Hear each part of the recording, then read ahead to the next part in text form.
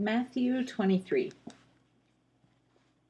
Then Jesus said to the crowds and to his disciples, "The teachers of the law and the Pharisees sit in Moses' seat. So you must obey them and do everything they tell you. But do not do what they do, for they do not practice what they preach. They tie up heavy loads and put them on men's shoulders, but they themselves are not willing to lift a finger to move them. Everything they do is done for men to see. They make their phylacteries wide and their tassels on their garments long.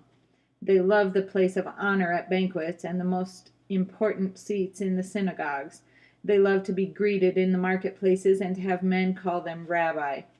But you are not to be called rabbi, for you have only one master and you are all brothers. And do not call anyone on earth father, for you have one Father and he is in heaven. Nor are you to be called teacher, for you have one teacher, the Christ. The greatest among you will be your servant, for whoever exalts himself will be humbled, and whoever humbles himself will be exalted. Woe to you, teachers of the law and Pharisees, you hypocrites! You shut the kingdom of heaven in men's faces. You yourselves do not enter, nor will you let those enter who are trying to. Woe to you, teachers of the law and Pharisees, you hypocrites!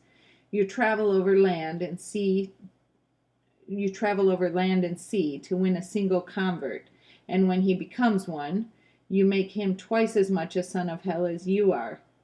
Woe to you, blind guides!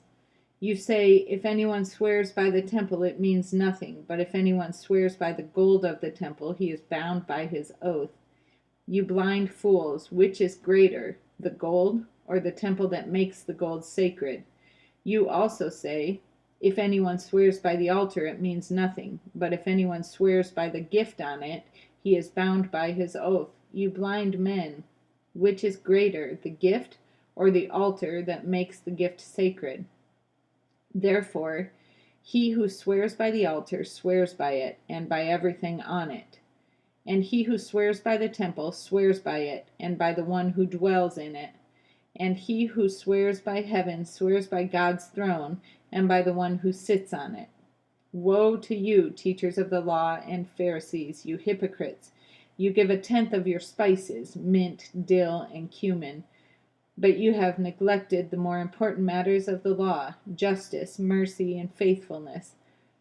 You should have practiced the latter without neglecting the former. You blind guides, you strain out a gnat, but swallow a camel. Woe to you, teachers of the law and Pharisees, you hypocrites! You clean the outside of the cup and dish, but inside they are full of greed and self-indulgence. Blind Pharisee, first clean the inside of the cup and dish, and then the outside also will be clean. Woe to you, teachers of the law and Pharisees, you hypocrites! You are like whitewashed tombs, which look beautiful on the outside, but on the inside are full of dead men's bones and everything unclean.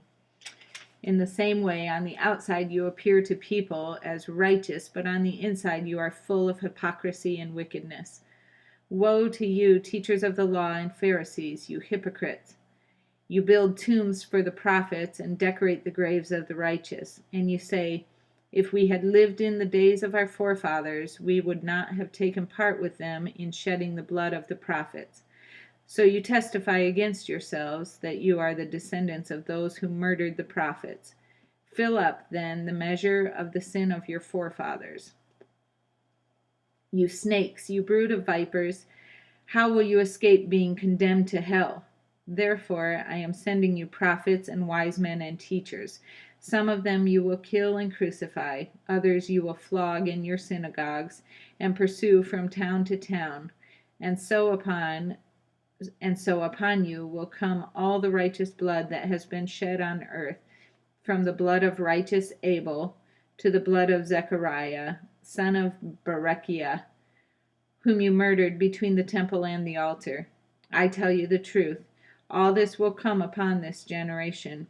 O Jerusalem, Jerusalem, you who kill the prophets and stone those sent to you, how often I have longed to gather your children together as a hen gathers her chicks under her wings, but you were not willing. Look, Your house is left to you desolate.